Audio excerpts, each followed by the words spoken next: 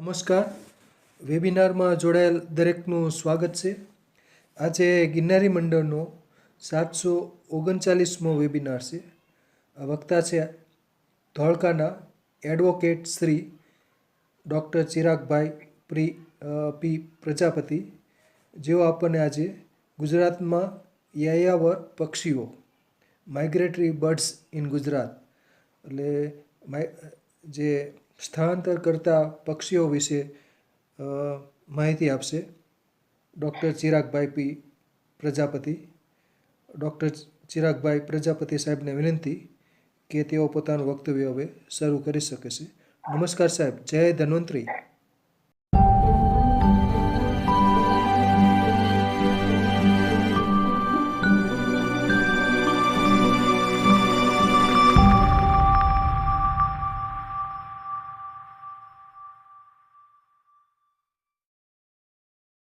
જય ધન્વંતરી. સર્વેને ચિરાગ પ્રજાપતિના નમસ્કાર. ગિરનારી મંડળના આ એક અલગ પ્રકારના વેબિનારમાં સર્વેનું સ્વાગત છે. મારો પરિચય ટૂંકમાં કરાવું તો સૌથી પહેલા તો શિક્ષણવિદ તરીકે વર્ષોથી કાર્યરત છું. 22 વર્ષ સુધી જીવ વિજ્ઞાનના શિક્ષક તરીકે, શાળાના સંચાલક તરીકે તેમજ પ્રકૃતિવિદ અને એક પક્ષી નિરીક્ષક તરીકે ઘણા વર્ષોથી એક શોખને પણ જાળવી રાખ્યો છે. વિજ્ઞાનની સાથે સાથે સાહિત્ય તેમજ કાયદાના નિષ્ણાત તરીકે પણ અભ્યાસ કરી રહ્યો છું અને થોડી માહિતી જે કંઈ મળે છે એ સમાજને આપી રહ્યો છે. એરા તુજકો અર્પણ. આજનો વિષય થોડો ગહન અને ચિંતનાત્મક પણ છે. ગુજરાતમાં યાયાવર પક્ષીઓ, માઇગ્રેટરી બર્ડ્સ ઇન ગુજરાત. હવે પહેલા તો આપણે માઇગ્રેશન શબ્દ આપણે ઘણીવાર સાંભળ્યું છે કે ભાઈ આપણા ત્યાં મહેમાન આવે અને આપણે યજમાન વૃત્તિ રાખીએ, એમ આ યાયાવરત્વ એટલે મહેમાન વૃત્તિ. માત્ર માણસ જ આપણા ત્યાં આવે એવું નહીં, પરંતુ આ એક અલૌકિક જીવ જે આ પૃથ્વી ઉપર છે એવા વિહંગ પક્ષીઓ એ વિશ્વના અમુક દેશોમાંથી સમયાંતરે ઋતુને અનુકૂળ આપણા દેશ અને વિશ્વના અન્ય દેશોની અંદર પણ એક જગ્યાએથી બીજી જગ્યાએ જ્યારે સ્થાનાંતર કરે છે તો આવી ઘટનાને આપણે માઇગ્રેશન તરીકે ઓળખીએ છીએ. સ્થાનાંતર શબ્દની જગ્યાએ આપણે ઋતુ પ્રવાસ એ એના માટે ખૂબ જ યોગ્ય શબ્દ છે. એટલે પક્ષીઓનું ઋતુ પ્રવાસ એવો આજનો આપણો આ વિષય છે. તો માઇગ્રેશન એટલે શું? તો આ શબ્દ જે છે એ લેટિન ભાષામાંથી ઉતરી આવ્યો છે. માઇગ્રેરા એટલે કે ટુ ટ્રાવેલ્સ, મુસાફરી એવો થાય છે. વ્યાખ્યા કેલોન નામના વૈજ્ઞાનિકે જે તે સમયે આપી અને ત્યાર પછી ઘણા બધા બદલાવ પણ થયા. ભારતની અંદર વિવિધ પ્રદેશોમાંથી, ખાસ કરીને ઉત્તર એશિયા, યુરોપ, સાઇબિરિયા, તુન્દ્ર પ્રદેશ વગેરે જગ્યાઓથી શિયાળા દરમિયાન આ પક્ષીઓ ભારતમાં વિવિધ રાજ્યોમાં અને ખાસ કરીને ગુજરાત ને પોતાનું ગણી અને અહીંયા આવી રહ્યા છે. ગુજરાતની પોતાની એક આગવી વિશેષતા પણ છે અને 2-4 દિવસ પહેલા આપણે એક સમાચાર પણ જોયા કે ભાઈ 1620 કિલોમીટરનો આપણો જે દરિયા કિનારો જે છે એ હવે પછીના નવા કેલ્ક્યુલેશન મુજબ એની લંબાઈ 2300 કિલોમીટરની આસપાસ, એટલે કે 700 જેટલો કિલોમીટરનો વધારો જે છે એ નવા ઉપકરણોની મદદથી, અને ભારતનો જે 75,000 કિલોમીટરનો 7500 કિલોમીટરનો હતો એની જગ્યાએ 11,000 કિલોમીટરનો આ દરિયા કિનારો જે છે એ હવે નોંધપાત્ર વધારો થયો છે. ગુજરાતની વિશેષતા જોઈએ તો સૌથી વિશાળ વિશ્વની અંદર દરિયાકાંઠો છે, સાથે સાથે પર્વતીય વિસ્તાર છે, જલપ્રવિત વિસ્તારો એટલે કે સુંદર મજાના વેટલેન્ડ્સ આ ગુજરાતને પ્રાપ્ત થયા છે. પ્રકૃતિની ધરોહર કહી શકાય એવું આ ભારતનું હૃદય એટલે આપણું ગુજરાત. ઉનાળાની શરૂઆત પહેલા આ પક્ષીઓ આપણા ગુજરાતમાં આવી જાય છે અને પછી ઉનાળો પૂરો થાય, શિયાળો પૂરો થાય, શિયાળાની જેમ જેમ ઋતુ પૂરું થતી જાય એટલે માર્ચ મહિનાની એન્ડિંગની અંદર અથવા એપ્રિલ મહિના સુધી આ પક્ષીઓ પોતાના મૂળ સ્થાને, પોતાના મૂળ દેશમાં પરત જતા હોય છે અને ફરી પાછા સમયાંતરે પોતાની જરૂરિયાત અનુસાર એ અહીંયા આવતા હોય છે. તો આ પક્ષીઓ મોટા ભાગે પૃથ્વીના ગોળાર્ધની અંદર ઉત્તર ધ્રુવથી દક્ષિણ ધ્રુવ તરફ મોટા ભાગે સ્થાનાંતર કરતા હોય છે, ઋતુ પ્રવાસ કરતા હોય છે.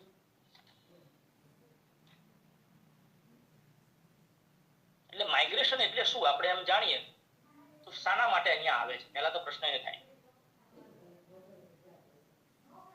તો જે તે વિસ્તારની અંદર યુરોપ અને સાઇબેરિયા જેવો વિસ્તાર, જે ઠંડા કારાગાર જેવો વિસ્તાર છે, જેમાં ઠંડીનું પ્રમાણ વધવાથી અથવા એવું કહી શકાય કે સૂર્યની અસર એટલે દિવસ ટૂંકો હોય, નાનો થતો જાય, ત્યારે ઠંડીથી બચવા, પોતાનું જીવન બચાવવા, સર્વાઈવ કરવા માટે, ખોરાકની શોધ માટે, ખોરાકની પ્રાપ્તિ માટે આ પક્ષીઓ પ્રવાસ ખેડી અને વિવિધ પ્રદેશોની અંદર એટલે કે ભારત જેવા દેશમાં અહીં આવતા હોય છે. ગુજરાતની અંદર આપણે જોઈએ તો આપણું નજીકની અંદર નળ સરોવર જે પક્ષી અભયારણ્ય તરીકે અને રામસર સાઇટ તરીકે ખૂબ જ સુંદર અને લગભગ 350 ઉપર નાના મોટા ટાપુઓ ધરાવતો આ પ્રદેશ છે. શિયાળાની જેમ શરૂઆત થાય એટલે પક્ષીવિદો અને વૈજ્ઞાનિકો અને પક્ષી નિષ્ણાતો અને પક્ષી નિરીક્ષકના શોખીનો આ નળ સરોવરની મુલાકાતે આવી જતા હોય છે. એ સિવાય જામનગર વિસ્તાર જે છે ત્યાં ખીજડીયા બર્ડ સેન્ચ્યુરી છે, નજીકમાં થોળ છે. એના સિવાય કચ્છના અખાત, લિટલ રન ઓફ કચ્છ, નાનો અખાત, મોટો અખાત, નાના મોટા સરોવરો, મીઠા પાણીના ઝરણાઓ, મીઠા પાણીના કલણવાળા વિસ્તારો એટલે કે વેટલેન્ડ્સ આ પક્ષીઓને ખૂબ પસંદ છે. એટલે ગુજરાતની અંદર લગભગ 400 થી વધુ આવા પક્ષીઓ જે છે એ નોંધાયા છે. વિશ્વની અંદર 9,000 કરતા પણ વધુ પક્ષીઓની જાત છે. એમાંથી 1200 જેટલા પક્ષીઓ ભારતની અંદર જોવા મળે છે. અને આપણા માટે ગૌરવની વાત છે કે ગુજરાતની અંદર જે છે એ 200 થી ઉપર નોંધાયા છે સ્થાનિક પક્ષીઓ અને માઇગ્રેટરી બર્ડ્સ બંને થઈ અને આપણે 400 થી ઉપરનો આંકડો નોંધાયેલ છે. જે તે પક્ષી નિરીક્ષકો દર વર્ષે પક્ષી ગણતરી કરી અને આ પક્ષીઓની એક માહિતી આપણા સુધી પહોંચાડે છે. તો આ પક્ષીઓ ખાસ કરીને શિયાળાની ઋતુમાં દુનિયાના ઠંડા અને બર્ફીલા ભાગોમાંથી પોતાનું વતન છોડી, બરફથી છવાઈ જતો આ જે ભાગ જે છે એ છોડી જ્યાં ખોરાક મળવો મુશ્કેલ હોય છે એવી જગ્યાએથી હજારો કિલોમીટરનો પ્રવાસ પાસ કરીને આ પક્ષીઓ ઋતુ પ્રવાસ અર્થે અહીંયા આવે છે. હમણાં કીધું એમ ગુજરાતની અંદર 200 થી વધારે જાતના યાયાવર પક્ષીઓ સ્થળાંતર કરવા માટે અને આવન જાવન કરવા માટે સતત આવતા જતા રહે છે. એક સરસ મજાનું વાક્ય છે કે આબ કે સાગરમાં કોઈ કેડી નથી. અર્થ એનો એવો નથી કે કોઈએ સફર ખેડી નથી, પરંતુ આ પક્ષીઓ જે છે એ લગભગ હજારો કિલોમીટરો, લાખો કલાકો પોતાના કાઢી અને અહીંયા આપણા મહેમાન બનતા હોય છે. ગુજરાતની અંદર જોવા મળતા પક્ષીઓની અંદર સ્લાઇડ બતાવીશું. દિનેશભાઈ, આપણે જોઈએ તો સ્થાનિક પક્ષીઓ પણ છે અને માઇગ્રેટરી બર્ડ્સ પણ છે. આપ સ્લાઇડમાં જોઈ રહ્યા છો તેમાં પેન્ટેડ સ્ટોક, પીલી ચાંટ ડોક અને સારસ ક્રેન જે આપણા સ્થાનિક પક્ષી તરીકે અત્યારે છે. પરંતુ સારસ ક્રેનની જેવા જ બીજા બે સારસ કુળના જ પક્ષીઓ જેને આપણે કુંજ અને કરકરા એટલે કે ડેમોઇસલ ક્રેન અને કોમન ક્રેન એ ગુજરાતના નળ સરોવર વિસ્તારની અંદર તેમજ સૌરાષ્ટ્રના વિસ્તારોની અંદર ખાસ કરીને આ પક્ષીઓ આવે છે. કુંજ અને કરકરા પક્ષીઓ જે છે એ મોટાભાગે અનાજ, બીજ, મગફળી એટલે શુદ્ધ શાકાહારી કહી શકાય એવા પક્ષીઓ છે. ખૂબ મોટી સંખ્યાની અંદર હજારોની સંખ્યામાં એ પોતે સ્થળાંતર કરી અને આ દેશની અંદર પ્રવેશ કરે છે. હજારો કિલોમીટરનું સ્થળાંતર કરી અને ગુજરાત સુધી એ આવે છે અને ગુજરાતમાં ખાસ કરીને નળ સરોવરની આ જે વિસ્તાર જે છે ત્યાં એ આવે છે. એટલે લગભગ 2500 કિલોમીટર સુધીનું અંતર આ કુંજ અને કરકરા જેવા પક્ષીઓ જે છે એ આવે છે. Slide set ફેરવીશું.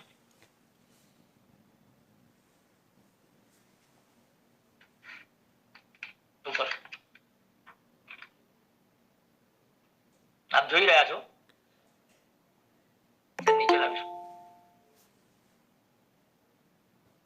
અહીંયા પક્ષીઓ જે છે એ આકાશની અંદર તમે ઘણીવાર ઓબ્ઝર્વેશન પણ કર્યું હશે, ટોળાની અંદર એ ઉડ્ડયન કરતા હોય છે. તો એ ઉડ્ડયન જે છે આપ ઝૂમ કરીને બતાવી શકો છો, એ ઊંધા વી આકારે આપને જોવા મળે છે. તો આ પ્રકારના ઉડ્ડયનનું પણ એક ખાસ કારણ છે અને એની પણ આપણે આગળ ચર્ચા કરીશું. ફરી પાછા આપણે આ સ્લાઇડને જોઈશું. તો આ પક્ષી આટલા કિલોમીટરનું અંતર કાપીને જ્યારે અહીંયા આવી રહ્યા હોય છે, તો જેમ ઘરની અંદર પણ આપણા વડીલ જે છે એ અગ્રેસર હોય, એમ પક્ષી જગતની અંદર પણ એમની જાતમાં, એમના પ્રકારમાં જે ભીડ વ્યક્તિ હોય, ભીડ પક્ષી હોય, એ આખી પોતાના ટોળાનું સંચાલન કરી અને અગ્રેસર રહી અને ઉડ્ડયન કરતા હોય છે. એમાં મધ્યમાં નાના નાના બીજા બાળ પક્ષીઓ હોય અને સમયાંતરે એ દિશા સૂચન કરી અને યોગ્ય દિશામાં એ સ્થળાંતર માટે આગળ વધતા હોય છે. આ માટે ખૂબ શક્તિની જરૂર પડતી હોય છે. એ સ્થળાંતર કરતા પહેલા જે તે સમયની અંદર આ બધા પક્ષીઓ ખોરાક ખૂબ ગ્રહણ કરે છે અને આ ગ્રહણ કરવાની એમની જે શક્તિ હોય છે તેમના કદ કરતા લગભગ 3 થી 4 ગણી. એટલે કે કોઈ પક્ષી જો 20 ગ્રામ કે 30 ગ્રામનું હોય તો સ્થળાંતર કરતા પહેલા એ 60 કે 70 ગ્રામનું પક્ષી થઈ જાય અને પોતાના શરીરની અંદર એ ચરબી સ્વરૂપે પોતાની શક્તિનું જે છે સંચય કરે છે.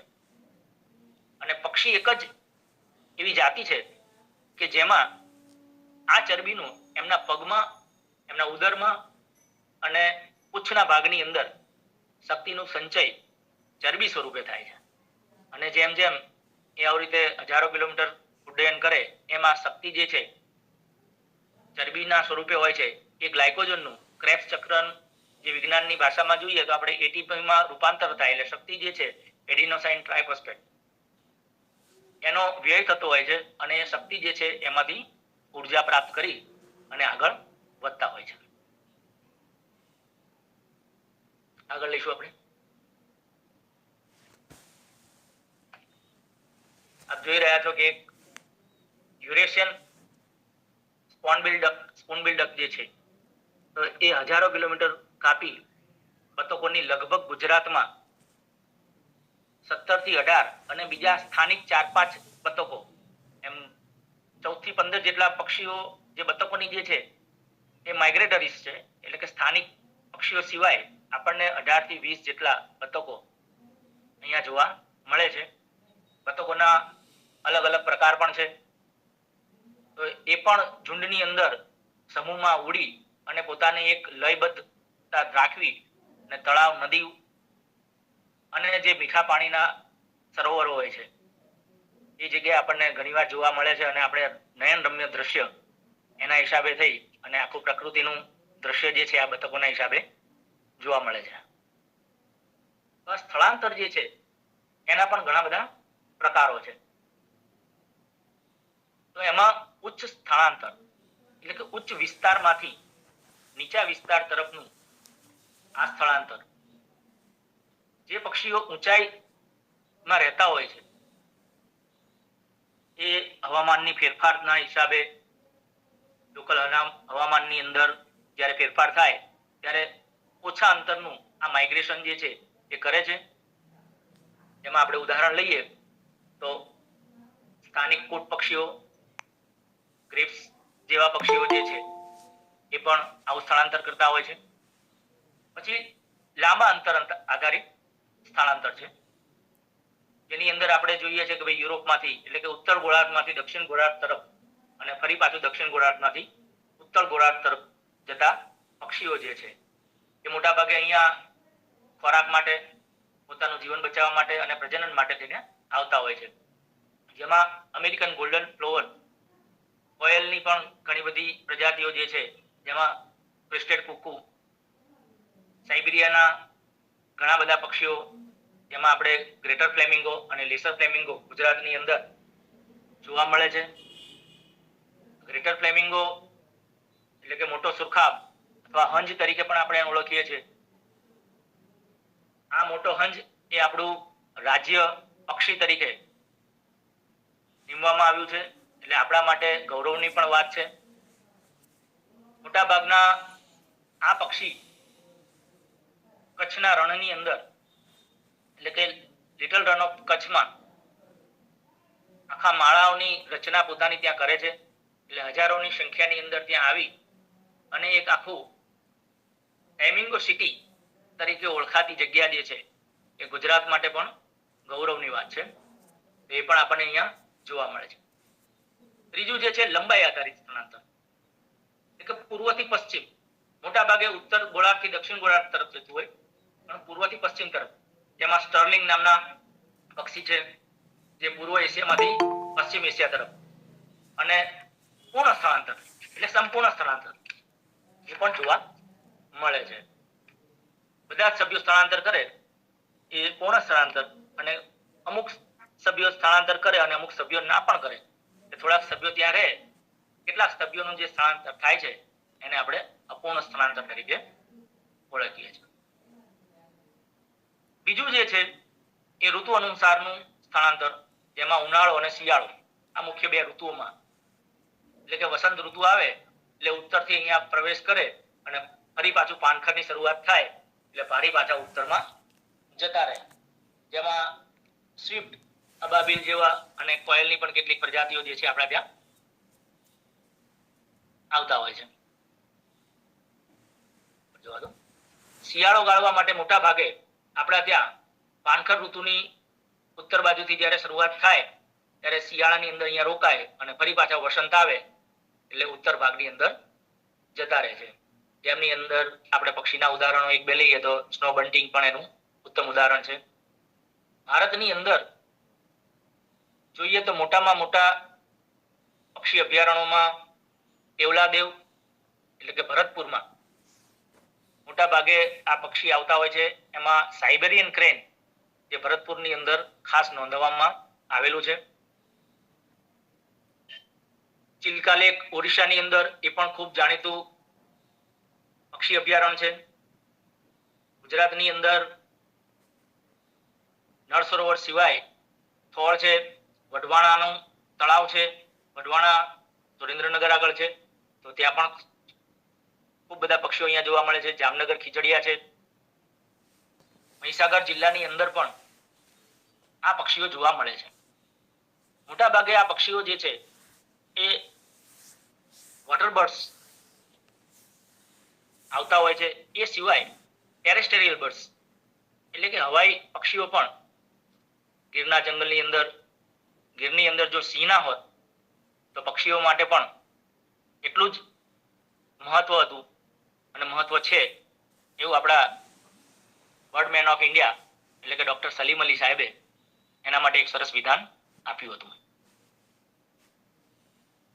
એટલે શિયાળો ગાળવા માટે જ્યાં તાપમાન નીચું જાય છે તે દરમિયાન ત્યાં રહે છે. કેટલીક વખત વર્ષની અંદર એક વાર નહીં પરંતુ 2 વાર પણ સ્થળાંતર કરતા પક્ષીઓ નોંધાયા છે, જેમાં સેન્ડ પાઇપર એનું ઉત્તમ ઉદાહરણ છે. પક્ષીઓ શા માટે આવે છે તો આપણને ખ્યાલ છે કે ભાઈ ખોરાકની અછત જ્યાં ઊભું થાય, વાતાવરણમાં ફેરફાર થાય, બચ્ચાના ઉછેર માટે અહીંયા આવતા હોય છે. અને એના કારણો કયા છે? તો ખોરાકની અછત, પ્રતિકૂળ તાપમાન, દિવસની અંદર થતો ફેરફાર, પ્રકાશમાં થતો ફેરફાર. ક્યારેક આપણને ખ્યાલ છે કે ભાઈ સાઇબેરિયા જેવા વિસ્તારની અંદર શિયાળો પૂર્ણ થતા લાઇટ લેન્થ વધી જાય એટલે તેઓ પાછા સાઇબેરિયા તરફ પાછા જાય છે અને લાઇટ લેન્થ ઓછી થઈ જાય ત્યારે ફરી પાછા એ અહીંયા આગમન થતું હોય છે. આ ઋતુ પ્રવાસ કરવાના ફાયદા શું? શા માટે કરે છે? સ્થળાંતરના ફાયદા કેટલા? તો પક્ષીઓ જે છે એ પોતાના બચ્ચાનો ઉછેર કરી શકે, સલામત સ્થળે પહોંચી જાય, લાંબા અંતર સુધી નવા સ્થળે રોકાય અને ખોરાકની શોધ કરી શકે. સ્થળાંતર દ્વારા આ પક્ષીઓ પ્રતિકૂળ પરિસ્થિતિની અંદર ત્યાંથી એ પોતે એનો બચાવ કરી શકે છે. હમણાં આપણે જોયું કે આ પક્ષીઓ કેવી રીતે આગળ વધે છે. તો એ એમની આગવી સૂઝ હોય છે, એમની પોતાની એક સેન્સ હોય છે. આ સ્થળાંતર કરતા પક્ષીઓ નદી, ખીણો, જમીન વગેરેના એક માઇલસ્ટોન એટલે કે ચિહ્નો યાદ રાખે છે અને આ ચિહ્નને એ પોતાના મગજની અંદર, આ કુદરતી દેન છે, હજી પણ પક્ષીવિદો આના માટે થઈ અને એમના માટે કોયડાનો વિષય બની રહ્યો છે. અને આ ચિહ્નોનો ઉપયોગ કરી તેઓ આ પૃથ્વીના એક છેડેથી ત્યાં જતા હોય છે. તેમજ પૃથ્વીના ચુંબકીય ક્ષેત્રોનો પ્રભાવ એની અસરના હિસાબે પણ એ લોકો સ્થળાંતર કરતા હોય છે. દિવસે સૂર્યના કિરણો, સૂર્યનું સ્થાન અને રાત્રે નક્ષત્રો અને તારાઓનું માર્ગદર્શન લઈ અને પોતે સ્થળાંતર કરતા હોય છે. એવું કહેવાય છે કે ધ્રુવના તારાને ધ્યાનમાં રાખી આ પક્ષી એ દિશાની અંદર સ્થળાંતર કરતા હોય છે. આ પક્ષીના આંખની અંદર ક્રિપ્ટોક્રોમ નામનું એક તત્વ હોય છે. એ ક્રિપ્ટોક્રોમ એના નેત્રપટલમાં હોય છે અને એના આધારે તેઓ પૃથ્વીનું ચુંબકીય ક્ષેત્ર અનુભવી સ્થળાંતર કરે છે. રાત્રિ દરમિયાન એ સ્થળાંતર કરે છે અને ખાસ કરીને હમણાં કીધું એમ ધ્રુવના તારાને ધ્યાનમાં રાખી તેઓ આખી રાત પ્રવાસ ખેડે છે. કેટલીક વાર વાતાવરણની અંદર સુગંધ હોય, દુર્ગંધ હોય એની પણ માહિતી અમને મળે અને એ આધારિત પણ તે સ્થળાંતર કરતા હોય છે. કેટલીક માહિતી અમને વારસાગત જેનેટિકલી પણ હોય છે. વી આકારે હમણાં કીધું એમ આપણે સ્લાઇડ આગળ જોઈશું ફરી પાછા. જે ઉંમરલાયક પક્ષી હોય છે એ સશક્ત હોય છે અને એની પાછળ બીજા પક્ષીઓ આવન જાવન કરતા હોય છે. એટલે કે એરોડાયનેમિક્સ રીતે બીજા પક્ષીઓને ઓછો શ્રમ પડે અને હવાનું અંતર કપાય એવી રીતે એમની આગવી સૂઝથી એ એક જગ્યાએથી બીજા સ્થળે વી આકારના શેપમાં, ઊંધા વી આકારના શેપમાં ઉડ્ડયન કરતા હોય છે. અને આના આધારે જ આપણું જે એરોપ્લેન જે છે એની પણ ગતિ જે છે એ હવાને કાપવા માટે બનાવેલી છે. એટલે પક્ષીઓ જે છે એના ઉડ્ડયનના આધારે એરોપ્લેનની પણ શોધ થઈ હશે અને શોધ થઈ છે એવું માનવામાં આવે છે. હવે કેટલાક તથ્યો પણ છે સ્થળાંતરને લગતા. જર્મનીના અંદર 19મી સદીમાં એવું સાબિત થયું કે પક્ષીઓ એક દેશમાંથી બીજા દેશની અંદર સ્થળાંતર કરે છે. ભારતમાં કેટલાક લોકો, ગામડાના લોકો હોય તેવું માને પણ ખરા કે અમુક પક્ષી જે છે, જેમ કે ઓયા નામનું પક્ષી ખૂબ ખોરાક ખાય તો એની ચાંચ પાકી જાય તો જમીનની અંદર કાદવમાં જતું રહે. આવી લોક માન્યતા હોય. અંધશ્રદ્ધાના આધારે પણ કેટલાક લોકોને પક્ષી જે છે એ પૃથ્વીની બહાર જતા રહ્યા છે, અમુક સમયની અંદર જોવા મળે છે અને નથી જોવા મળતા, આવા તારણો કાઢી અને તર્ક વિતર્ક કરતા હોય છે. એક દેશમાંથી બીજા દેશની અંદર આંતરખંડીય સ્થાનાંતર કરતા જોવા મળે છે.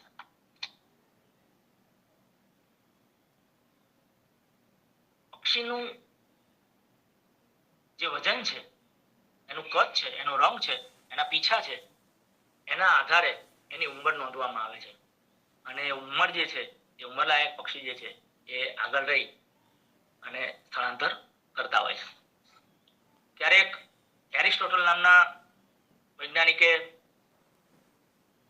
પહેલા એવું અનુમાન કર્યું હતું, એમનું એવું તારણ હતું કે નાના પક્ષીઓ જે છે એ મોટા પક્ષીઓની પીઠ ઉપર બેસી અને એક જગ્યાએથી બીજી જગ્યાએ જતા હોય છે, પરંતુ એને બાહ્યાત ગણી અને એ વાતને મંથન આપવામાં આવ્યું ન હતું.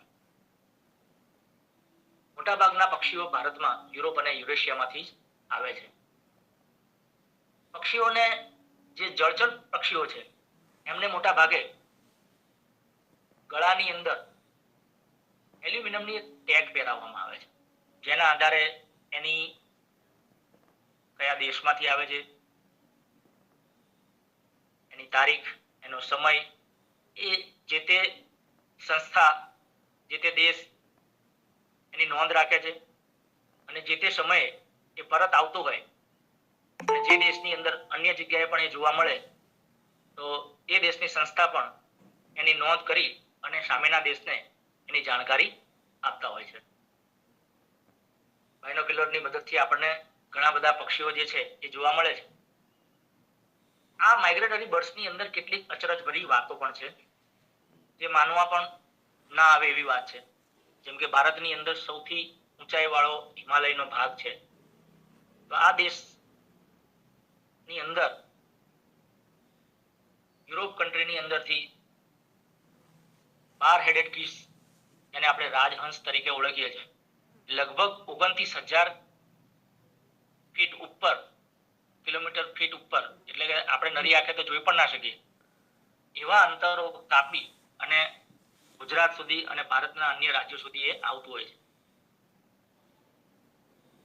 આ દરમિયાન કેટલાક પક્ષીઓ જે છે અકસ્માતના પણ ભોગ બનતા હોય છે. સામૂહિક અકસ્માત પણ થતું હોય છે, કેમ કે હવા પાતળી હોય. ક્યારેક એવા દુર્ઘટનાઓ પણ બનતી હોય કે જેની અંદર ઘણા બધા આવા પક્ષીઓ જે છે એ મૃત્યુ પામેલા છે.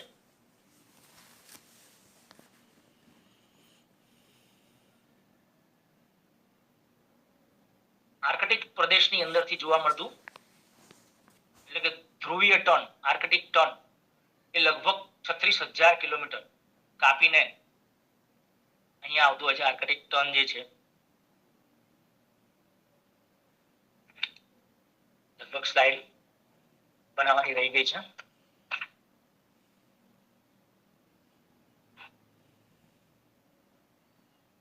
આ યાયાવર પક્ષીઓ આપણે જેમ કીધું એમ કે પૂર્ણ ચક્રીય સ્થળાંતર, એક માર્ગીય પ્રવાસ, દ્વિમાર્ગીય પ્રવાસ, એમ અલગ અલગ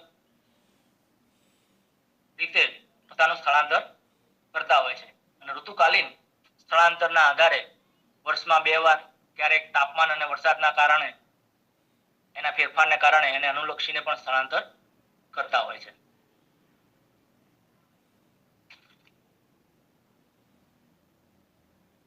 હવે આ પક્ષીઓ જ્યારે નિયમિત રીતે સ્થળાંતર કરતા હોય ત્યારે ક્યારેક એમનામાં મુખ્ય સમસ્યાઓ પણ જોવા મળે છે.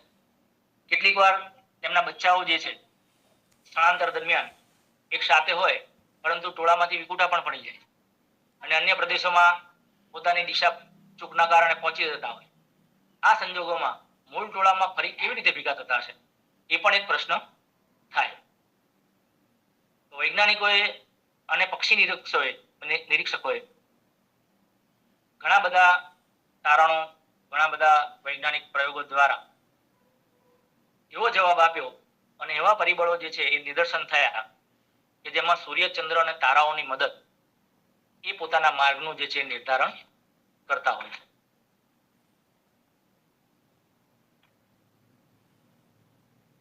હમણાં કીધું એમ જમીન પરના કેટલાક ચિહ્નો પણ એ યાદ રાખે છે. નદી, નાળા, પર્વતો, દરિયા કિનારો અને આ શૃંખલાઓ જે છે એ યાદ રાખી અને પોતાના મૂળ ટોળાની અંદર ભૂલા પડેલા પક્ષીઓ પાછા આવી જતા હોય છે.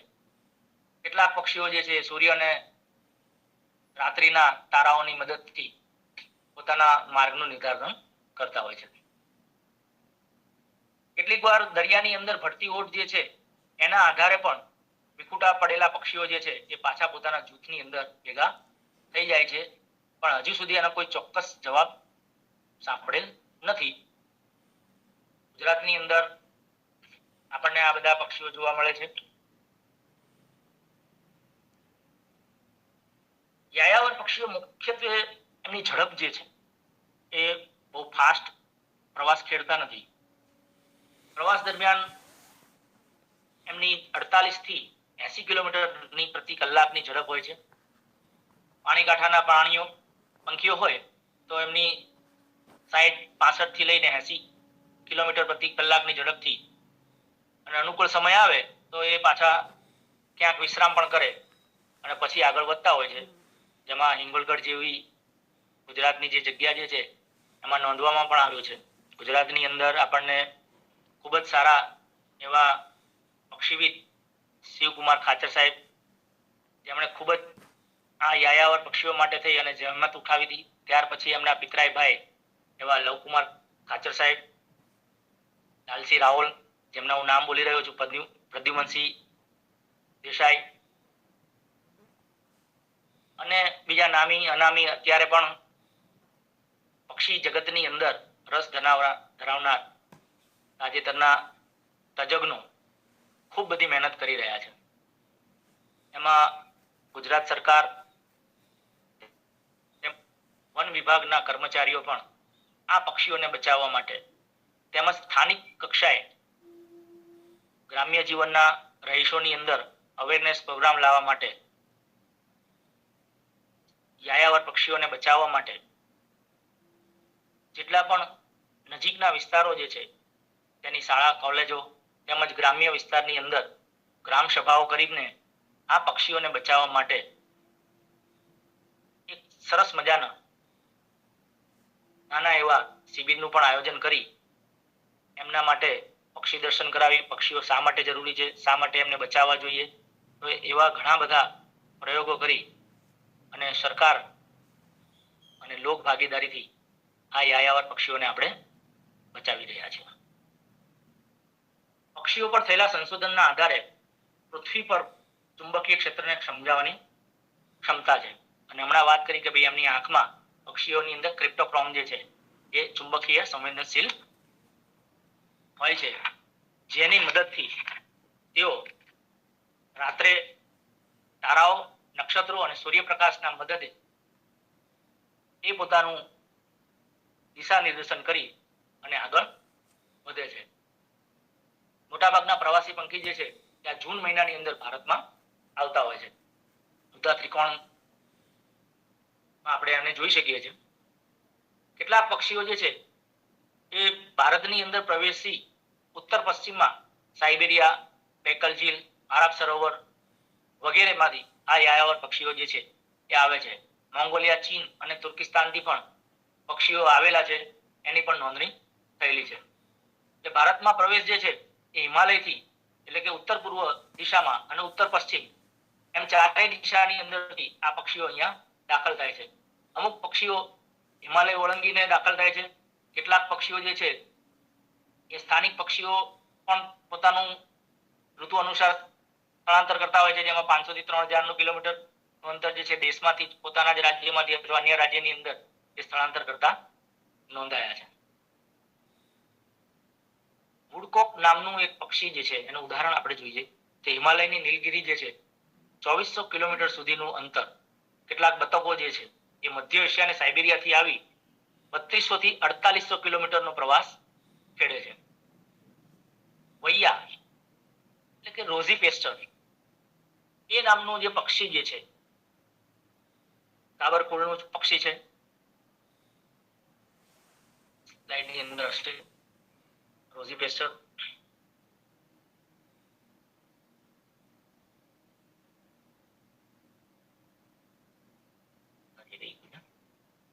એ પૂર્વીય યુરોપથી પોતાનું ઝુંડની અંદર લગભગ 4500 થી 7000 કિલોમીટરની સફર ખેડી અને ભારતની અંદર અને ગુજરાતમાં એ આવતા હોય છે. એમાં ચકલી કરતા પણ નાનું એવું પક્ષી જે છે વિલો વેબલર એ પણ ભારતમાં ખૂબ નાનામાં નાનું પક્ષી નોંધાયું છે અને એ પણ 3200 કિલોમીટર જેટલું અંતર કાપી અને ભારતના જંગલો અને નાના મોટા કલણવાળા વિસ્તારની અંદર ઝાડી ઝાકડા વિસ્તારની અંદર નોંધવામાં આવ્યું છે.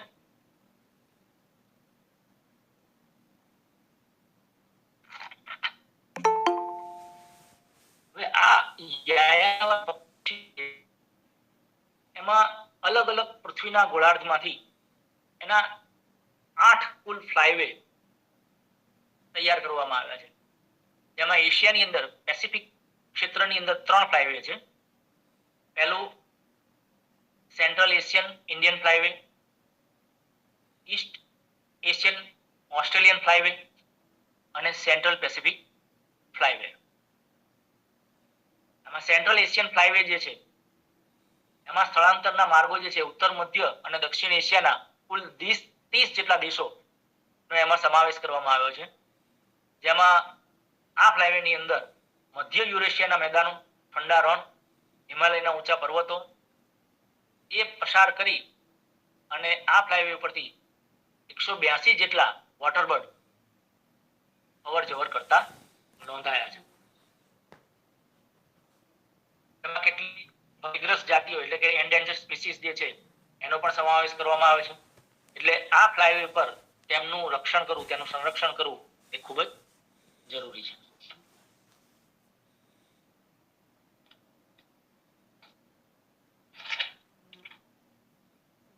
હમણાં કીધું એમ ભારતની અંદર 1200 જેટલા પક્ષીઓ, વિશ્વની અંદર 9000 થી 10000 જેટલા પક્ષીઓ અને ગુજરાતમાં ખાસ કરીને આવા પરદેશી પક્ષીઓ જે છે એ 400 થી વધુ નોંધાયા છે. જેમાં 215 થી 220 જેટલા પક્ષીઓ જે છે એ હાલની અંદર તેની ગણતરી દ્વારા યાયાવર પક્ષીઓની ઓળખ મળી છે. આપણા આદ્ય કવિઓ અને જો સાહિત્યને તપાસવામાં આવે તો પૌરાણિક વાતોની અંદર પણ પક્ષીઓ વિશે રસપ્રદ માહિતી મળી રહી છે. એ પણ એક જાણવા જેવો વિષય હતો. જેમાં આપણા કવિઓએ જે છે આ યાયાવર પક્ષીઓને પર્યટક, પરિવાજરક, ધુમ્મક્કડ અને સહેલાણી એવા વિષય સાથે, એવા નામ સાથે એમને ઓળખ્યા છે. આ પક્ષીઓ ગુજરાતની અંદર તો જોવા મળે જ છે, પરંતુ ભારતની અંદર અન્ય રાજ્યો જેમાં રાજસ્થાનમાં ભરતપુર, ચિલ્કા લેક, મધ્યપ્રદેશની અંદર પણ ઘણા બધા વિસ્તારોમાં અને દરિયાકાંઠાના સાઉથના જેટલા રાજ્યો છે ત્યાં પુષ્કળ પ્રમાણમાં આ પક્ષીઓની નોંધ થઈ છે. ગુજરાતમાં નળ સરોવર, કચ્છ નારાયણ સરોવર જે છે ત્યાં પણ ખૂબ બધા પક્ષીઓ જે છે અત્યારે ખાસ ત્યાં કીચડિયા તેમજ અન્ય પક્ષીઓ પણ ખૂબ મોટી સંખ્યાની અંદર, ઇન્ડિયન સ્કીમર જે છે એમ બીજા પક્ષીઓ પણ અહીંયા ધોમડા છે, રિવર્ટન છે, આર્કટિક ટર્ન છે, આવા ઘણા બધા પક્ષીઓ જે છે એ ત્યાં જોવા મળે છે. પોળનું તળાવ, પ્રાંતિજનું જે છે એ પણ કોકમાં આ પ્રવાસી પક્ષીઓ જે છે એ દર વર્ષે એટલે કે પ્રતિ વર્ષે જોવા મળે છે.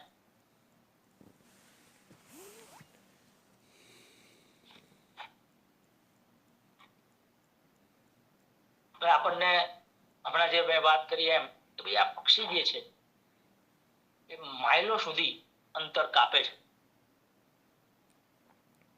જ્યારે શરૂઆતની અંદર એમનું વજન ઓછું હોય, સ્થળાંતર કરવાનો સમય આવી જાય ત્યારે એમનું વજન જે છે એ લગભગ એમના વજન કરતા ડબલ કે 3 ગણું વધી જતું હોય છે.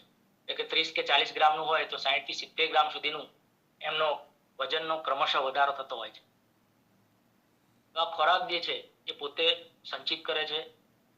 એમના મગજની અંદર એક શોધા કેન્દ્ર હોય છે જે જાગૃત થાય છે. સમયાંતરે એમને ઓટોમેટિકલી ખબર પડી જાય છે કે ભાઈ હવે આપણે અહીંથી પ્રયાણ કરવાનો એટલે કે સ્થળાંતર કરવાનો સમય આવી ગયો છે, અને એની જાણ થતાં એ ખોરાક લેવાનું વધારી દે છે.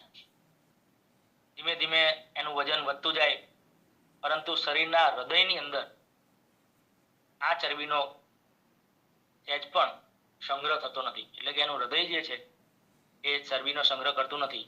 શરીરના વિવિધ ભાગની અંદર બીજી ચરબી જે છે, જે હમણાં વાત કરીએ એમ પગની અંદર, ઉદરના ભાગમાં, પૂંછના ભાગમાં એ સંચય કરે છે, અને એના આ જે સ્નાયુઓ જે છે એ ચેતા સ્નાયુઓ અને પગના સ્નાયુઓ જે છે એ કાર્યરત થઈ અને ઉડ્ડયન ભરી અને પોતાની શક્તિ જે છે એ સંચિત થતું હોય છે. એટલે પક્ષીઓની અંદર બ્રેનની અંદર જે થાઇરોઇડ ગ્રંથિ છે, જે થાઇરોક્સિન નામનો અંતઃસ્ત્રાવ જે છે, અંતઃસ્ત્રાવનો સ્ત્રાવ થાય, થાઇરોક્સિનના કારણે એમને શક્તિ પૂરી પડતી હોય છે.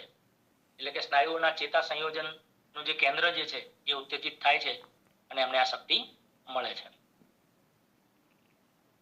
એટલે શરીરમાં જે ચરબી જે છે એ ગ્લાયકોજન જે છે એના સ્વરૂપે ક્રેબ્સ ચક્રની અંદર આપણે હમણાં વાત કરીએ એમ એટીપી મુક્ત કરે છે, અને એ એની એક આખી રાસાયણિક પ્રક્રિયા થઈ અને એને શક્તિ પૂરું પાડે છે. વિવિધ દેશોની અંદર સ્થળાંતરના અભ્યાસ કેટલાક વૈજ્ઞાનિકોએ, પક્ષીવિદોએ કર્યો, અને એની અંદર જે હમણાં રીંગની વાત કરી, તો બ્રિટનમાં 1996 ની અંદર 50 લાખથી વધુ પક્ષીઓના ઉત્તર અમેરિકાની અંદર એક આંકડા મુજબ 50 લાખથી બીજા વધુ પક્ષીઓને આવી કડી એટલે કે રીંગ પહેરાવી અને ભરતપુરની અંદર આપણા દેશમાં આપણા જાણીતા પક્ષીવિદ એવા ડોક્ટર સલીમ અલીએ આવી રીંગ પહેરાવેલી, અને એ છેક રશિયા અને ઈરાનની અંદર એની નોંધ થઈ હતી એવી પણ માહિતી પ્રાપ્ત છે. આ અભ્યાસ જે છે એ વિજ્ઞાનની મદદ લઈ રડાર જેવા યંત્રોનો ઉપયોગ કરી, રેડિયો તરંગોનો ઉપયોગ કરી અને ઊંચાઈ અને ગતિનો અભ્યાસ કરવામાં આવે છે. એટલે અત્યારે તો લેટેસ્ટ ટેકનોલોજી આવી ગઈ છે, લેટેસ્ટ ઇક્વિપમેન્ટ્સ આવી ગયા છે. એના આધારે એટલે કે L40 નામનું અત્યારે એક સાધન છે જે પક્ષીઓને ટેગ કરવામાં આવે છે. રેડિયો કોલરની જેમ જ એનો ઉપયોગ થાય છે. ત્રણેય બાજુ સોલાર પેનલ લગાવેલી હોય એટલે ઓટો રિચાર્જ થાય, અને એના દ્વારા એક્યુરેસી ખાસ કરીને કુંજ પક્ષી જે છે એને આ L40 એટલે કે એનું વજન જે છે એ 40 ગ્રામ જેટલું હોય છે. એટલે મૂળ પક્ષીના વજન કરતા લગભગ ચોથા ભાગનું વજન હોવું જોઈએ. એટલે 5 થી 6 કિલોગ્રામ આ કુંજ પક્ષીનું વજન હોય, આ 40 ગ્રામ જેટલું વજન જે છે એને ટેગ કરીને લગાવવામાં આવે છે, અને એનું દિશા નિર્દેશન છે, એનું સ્થળાંતર જે છે ચોક્કસ માપી શકાય છે.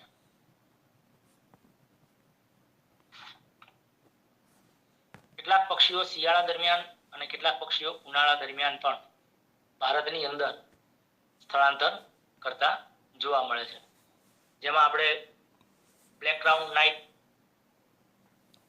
એક એવું પક્ષી જે છે કે એ યુરોપનું એક પક્ષી છે જે લાંબા પગવાળું અને માથું કાળું હોય છે. ખારા પાણીની અંદર તે ભારતની અંદર આવે અને બંગાળના પ્રદેશની અંદર તે સ્થળાંતર કરતું હોય છે. અહીંયા આપણે જોઈએ તો કોર્મોરન્ટ,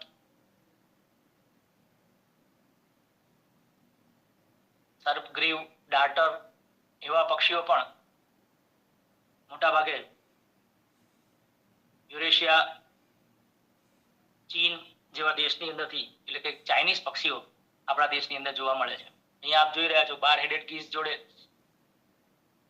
રેડ બ્રેસ્ટેડ ગૂસ, એ પણ રાજહંસ, ગાજહંસ અને લાલ છાતીવાળો આ હંસ તરીકે એટલે કે ગૂસ તરીકે આપણા નળ સરોવરની અંદર 2021 ની અંદર સૌપ્રથમ એક પક્ષી એની નોંધણી થઈ હતી. ગુજરાતની અંદર જેમ ભારતમાં ઇન્ડિયન પિટ્ટા છે, એ હમણાં અમારા જ ધોળકાની એક જેને કહી શકાય હિસ્ટ્રી, ધોળકાની નજીક ત્રાસદ ગામ છે અને ત્રાસદ ગામના નજીકના એક પાણીવાળા વિસ્તારની અંદર હું અને મારો એક મિત્ર વિદ્યાર્થી ત્યાં ગયા અને ત્યાં એક પક્ષીનું નિદર્શન કર્યું. તો એકદમ આશ્ચર્યચકિત થઈ જાય એવું એ પક્ષી, આડિયાનો ફોટો સ્લાઇડમાં મૂક્યો નથી કેમ કે ખૂબ ઝાંખો ફોટો આવ્યો હતો. એટલે વેસ્ટર્ન હુડેડ પિટ્ટા, જે ગુજરાતની અંદર લગભગ આ પહેલા ક્યારેય એની નોંધ થઈ નથી, જે ગયા મહિનાની અંદર નોંધવામાં આવ્યું, અમારા જાણમાં આવ્યું. ત્યાર પછી અમે એનું નિરીક્ષણ કરવા ગયા, ત્યારબાદ અમને જોવા મળ્યું નથી. એમ આવા ઘણા બધા પક્ષીઓ જે છે, જે પક્ષીવિદોની જાણ બહાર પણ અહીં સ્થળાંતર કરી અને આવન જાવન કરતા હોય છે.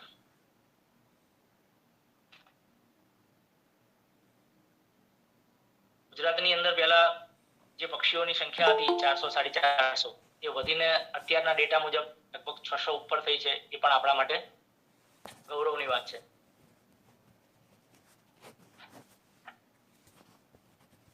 આપ જોઈ રહ્યા છો, નીચે સ્લાઇડ ઉપર કરીશું આપણે.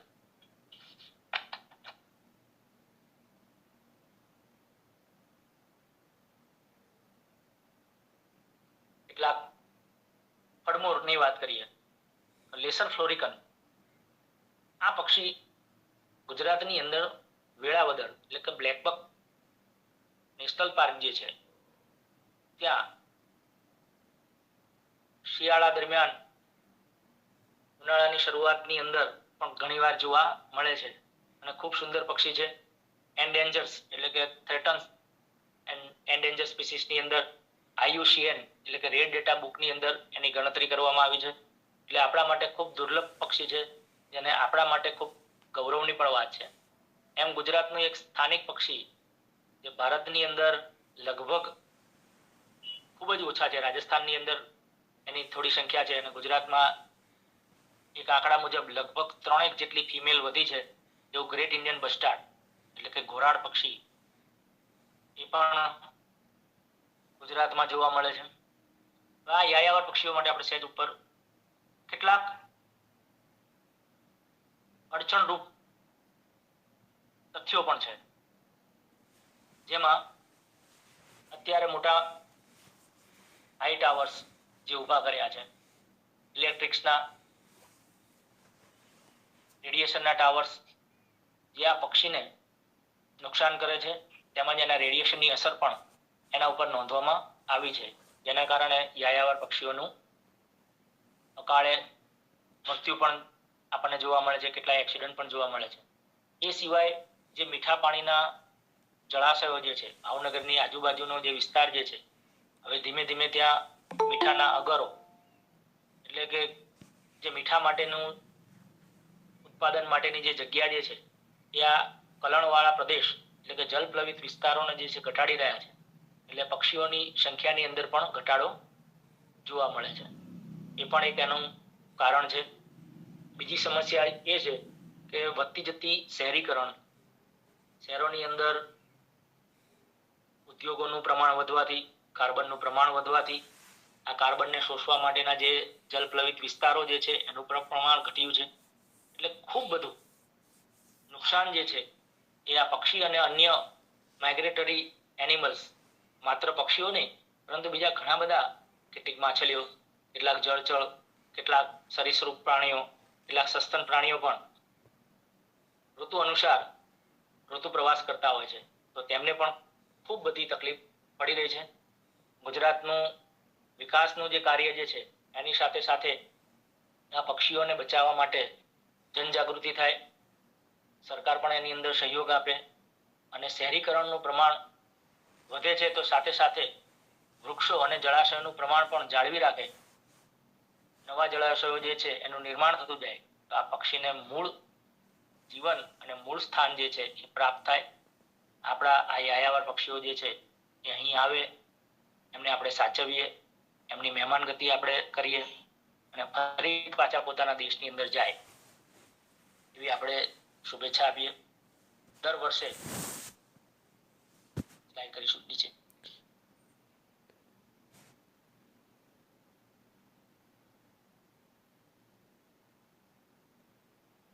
આપ જોઈ રહ્યા છો આ સારસ ક્રેન જે છે એ ભારતનું સૌથી ઊંચામાં ઊંચું પક્ષી છે, જ્યાં ઇલેક્ટ્રિક ના ટાવર્સ જે છે એની સાથે અથડાઈ અને મૃત્યુ પામે છે. અને ધોળકાની અંદર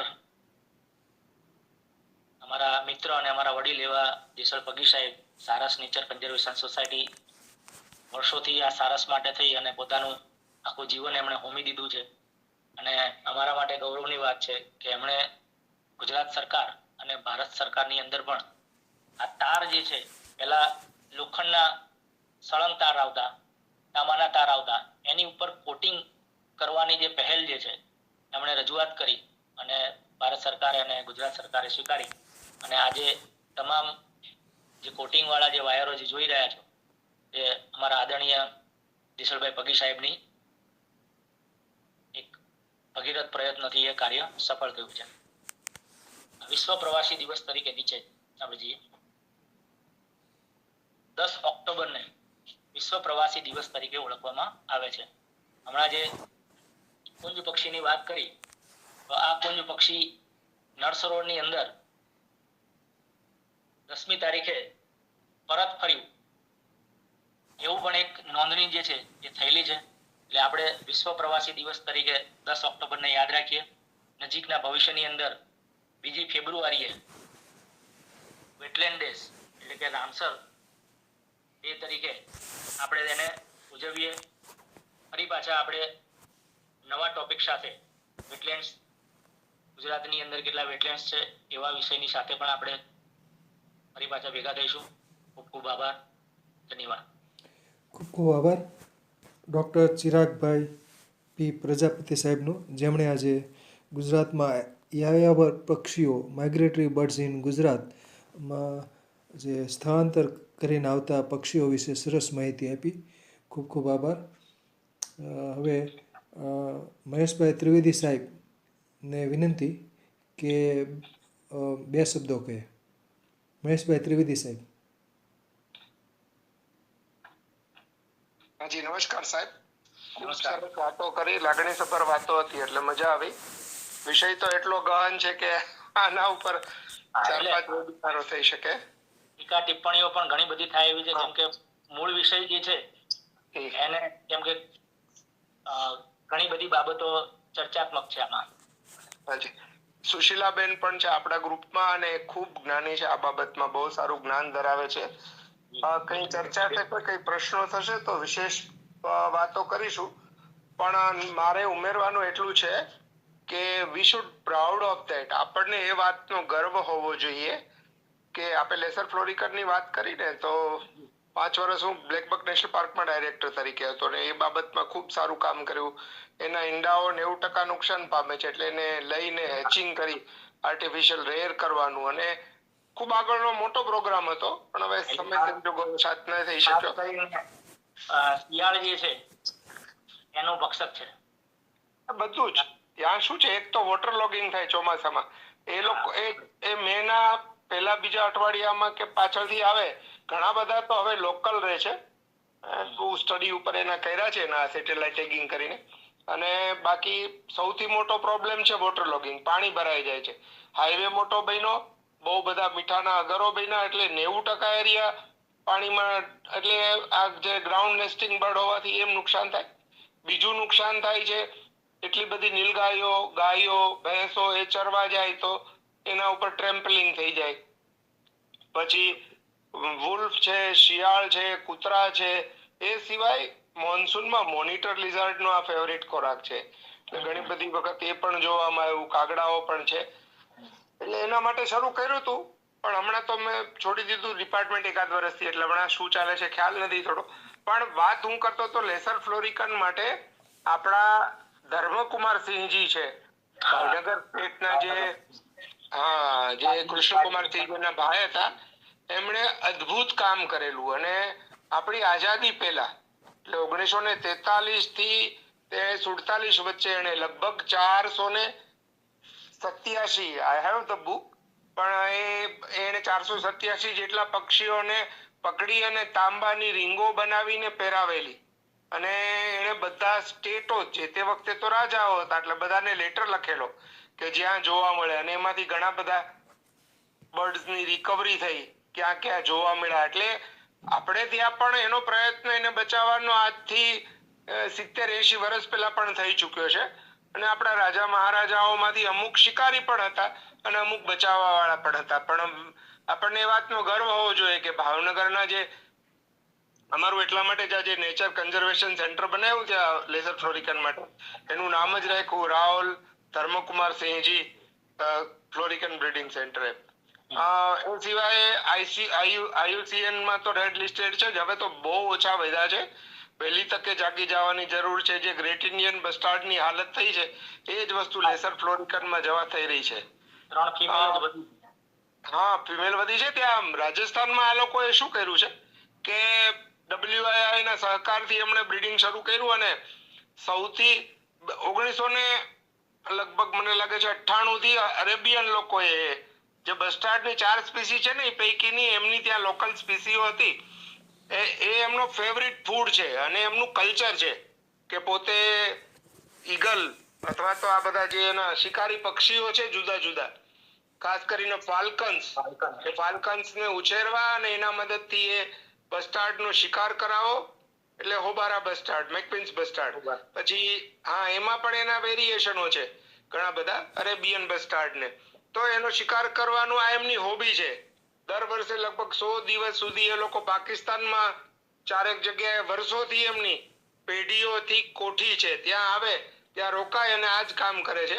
એટલે એમણે જોયું કે આ ખલાસ થઈ રહ્યા છે, એટલે એમણે શરૂઆત કરી 1998 થી. ધીરે ધીરે પણ 2005 થી એમને સફળતા મળી, અને 2010 પછી એમને ખૂબ સારી સફળતા મળી. અને અત્યાર સુધીમાં લગભગ એ લોકોએ 4 લાખ જેટલા બસ્ટાર્ડ ઉછેર્યા, અને એમાંથી 2.5 લાખ એમણે રિલીઝ કર્યા. એટલે એમાંથી જ આપણે શીખીને આ લેસર ફ્લોરિકન નું શરૂ કર્યું. એ જ આપણને અત્યારે રાજસ્થાનમાં WII સાથે જે ત્યાંની સોસાયટી છે અબુધાબીની, એ જે એમને હેલ્પ કરી રહી છે ને કરી રહ્યા છીએ. પણ ખૂબ સરસ પ્રેઝન્ટેશન હતું. મને 2 વખત મારી લાઈફમાં રિંગ મળેલી, અને 1997 માં એક મને રિંગ મળેલી ડેમોઝલ ક્રેઇનની. ઘણી બધી જગ્યાએ ફાફા માર્યા પછી કોઈ મેળ નહીં પડેલો, પણ પછી ઇન્ટરનેટ ઉપર શોધતા રશિયન બર્ડ રિંગિંગ છે, અને એમાં રશિયન ભાષામાં લખ્યું હતું, એટલે રશિયન બર્ડ રિંગિંગ સેન્ટરને ઈમેલ કર્યો, એટલે એનો જવાબ આવ્યો હતો કે ભાઈ અમે મોસ્કોની બાજુમાં આ જે છે જગ્યા, એમાંથી અમે એને 10 વર્ષ પહેલા 1988 માં રિંગિંગ કરેલું હતું, અને તમારું જે જગ્યાએથી મળ્યું રત્નાલ કચ્છમાં, એનું એરિયલ ડિસ્ટન્સ 4980 કિલોમીટર છે. ત્યાર પછી મને એક ભચાઉના દરિયા કાંઠેથી પેલિકન 200 ગ્રામનો એલ્યુમિનિયમનો બેન્ડ હતો મોટો, એ મળેલું. અને એ મેં ત્યાં રશિયાવાળાને મોકલું તો એમણે એમ કીધું આ કઝાકિસ્તાનમાં થયેલું છે. કઝાકિસ્તાનમાંથી એ મળેલો એનો રિપ્લાય કે ભાઈ અમે આ એમને આ વર્ષમાં આવી રીતે અમે એને રિંગ કરેલું હતું. એટલે પહેલાના સમયમાં જ્યારે ટેકનોલોજી હતા ત્યારે પક્ષીના કદ પ્રમાણે પ્લાસ્ટિકની નાનકડીથી માંડીને એલ્યુમિનિયમનો બેન્ડ, મેં કીધું એમ 200 ગ્રામ જેટલાનો બેન્ડ હતો એ.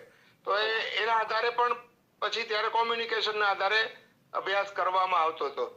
અને સૌથી અગત્યની વસ્તુ શું છે, યાયાવર પક્ષીઓ છે ને આપણા જીવન સાથે બહુ સુંદર રીતે જોડાયેલા છે. મારે કહેવાનું મતલબ એ છે કે they are friends of farmers. ધારો કે રોઝી પેસ્ટરની તમે વાત કરી, તો રોઝી પેસ્ટર છે લગભગ આપણે ત્યાં એપ્રિલ મે મહિનામાં આવે ને આપણા પાકમાં શરૂઆતમાં જે નાની નાની જીવાતો થાય એ જ ખાવાનું કામ કરે. પછી સમયગાળાઓમાં આપણે ત્યાં ધીરે ધીરે હેરિયર્સ આવવા માંડે, જુલાઈ ઓગસ્ટમાં. અને ઓગસ્ટમાં. હા, એ અહીંયા જે વેળાવદરમાં એના ઉપર સ્ટડી કરવામાં આવેલો અને લગભગ એ 1 વર્ષે 20 કરોડનું પાકને ફાયદો થાય, એટલે કે ખાસ તો લોકસ્ટ તીડ અને બીજા જીવડાઓનું, ઉંદરોનું મોટા પાયે નિયંત્રણ કરે છે. અને ધારો કે પછી યુરેશિયન શું કહેવાય આવે છે આપણે ત્યાં કાશ્મીરી ચાશ, યુરેશિયન રોલર આવે છે. તો જ્યારે મોટી બધા રોલરો આવે ને ત્યારે ઈયળો મોટી મોટી એરંડામાં ઈયળો પડી હોય કે બીજામાં પડી હોય તો એટલે કુદરતે એક બહુ સરસ મજાની સાયકલ ગોઠવી હતી કે એ લોકો ત્યાંથી ઠંડા પ્રદેશમાંથી અહીંયા આવે અને એમને ખોરાક મળે અને એમનું અહીંયા સંવર્ધન થાય, અહીંયા રોકાઈ શકે.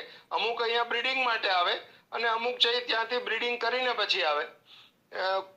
બહુ બધી વાતો છે માઇગ્રેશન વિશેની, પણ કોઈ પ્રશ્નો કે પર્ટિક્યુલર વાત થાય તો વિશેષ વાત કરીશું. પણ ખૂબ સરસ આપે કીધું અને સુશીલાબેનને પણ આપણે સાંભળીએ. જી જી, ખૂબ ખૂબ આભાર સર. સુશીલાબેન રાઠોડ, બોલો, 2 શબ્દો બોલો, અથવા કોઈ પ્રશ્ન હોય તો. નમસ્કાર. નમસ્કાર. સાહેબે શરૂઆતમાં જ કહ્યું કે વિષય બહુ ગહન છે. એ વાત તો સાચી જ છે, અને આટલા ગહન વિષય પર વેબિનાર આપવા માટે તમે આગળ આવ્યા એ માટે તમને ખૂબ ખૂબ અભિનંદન. એક તો માઇગ્રેશન એ વેલ સ્ટડીડ ટોપિક છે. પ્રાચીન સમયથી લઈને અત્યારે લેટેસ્ટ ટેકનોલોજીની મદદથી માઇગ્રેશનનો ખૂબ અભ્યાસ થયો છે. એટલે આમ તો એના પર બોલવું બહુ કઠિન કહેવાય. બીજી વાત એવું છે કે માઇગ્રેશન થવાના તમે કયા કારણો, એ સિવાય પણ અનેક કારણો હોય છે. તો હું એને ટૂંકમાં એવું કહું છું કે જીવનને ટકાવી રાખવાનો એક સંઘર્ષ છે. સૌથી અગત્યનું તે જ છે કે જીવન ટકાવી રાખવાના સંઘર્ષ માટે એ લોકો માઇગ્રેશન કરતા હોય છે.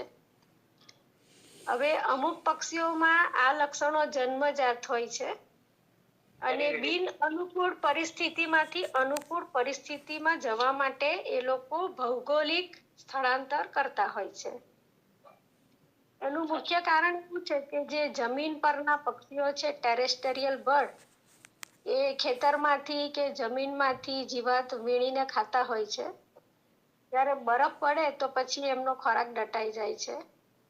તો એ લોકો માટે કમ્પલસરી બની જાય છે કે માઇગ્રેશન કરવું. માઇગ્રેશનની સાથે સાથે હા, એફોરેસ્ટેશનની જે પદ્ધતિ જે છે એને પણ ડેવલપ કરવાની, જે અમુક પ્રકારના વૃક્ષો જે છે એ ખાસ ઉછેરવાની જરૂર છે, જે માઇગ્રેટરી બર્ડ્સનું ફૂડ છે. જી, એ તો પહેલી જ વસ્તુ છે. હવે આપણે પ્રાચીન સમયની વાત કરીએ તો તમે પણ એક જગ્યાએ એરિસ્ટોટલનું નામ લીધું. હું એમનું નામ બીજી રીતે લઈશ કે એરિસ્ટોટલનું ઘણી બધી જગ્યાએ એમની વિદ્વતા હતી. તો એમણે કુદરતને પણ બહુ સરસ રીતે સમજેલી હતી. તો માઇગ્રેશનની સ્ટડી એમણે પણ કરેલી. તો એ એવું કહેતા કે ગ્રીસમાં પણ હમણાં શિયાળો હોય અને અમેરિકામાં એના કરતાં વધારે ઠંડુ હોય, એટલે અમેરિકાના બર્ડ ગ્રીસમાં આવતા. તો એ એવું કહેતા કે જે ઇન્ડિયન રોબિન છે ને એ સ્ટારલિંગ બની જાય છે, કે એવી બધી વાતો એમની હતી કે એ બદલાઈ જાય છે, આખું એ પક્ષી પીછા બદલી કાઢે છે. એકચ્યુઅલી એવું નથી, પેલું માઇગ્રેટ થઈને બીજે જાય અને પોલ્ડર રિજિયનનું પક્ષી એમના રિજિયનમાં આવતું. તો એ એમ કહેતા કે બધા પીછા બદલે છે એમ. પછી વિષ્ણુ પુરાણમાં પણ એવી વાતો લખેલી છે કે હંસ પાછા આવે એટલે પછી શિયાળો શરૂ થાય. એટલે હવે હું એવું માનું છું કે કદાચ એ 12 હેડેડ ગૂઝ માટે લખાયેલી વાત હશે. એટલે ઘણા પક્ષીઓની માન્યતા જે તમે વાત કરી એમાં આપણે ત્યાં જે પીળકીઓ જે છે, વેકટેલ કહીએ છીએ આપણે, યલો વેકટેલ, વ્હાઇટ વેકટેલ, હા, દિવાળી ઘોડો આપણે એવો શબ્દ પણ.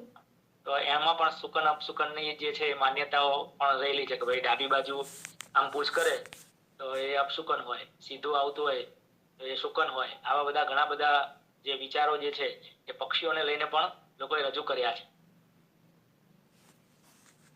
બરાબર છે.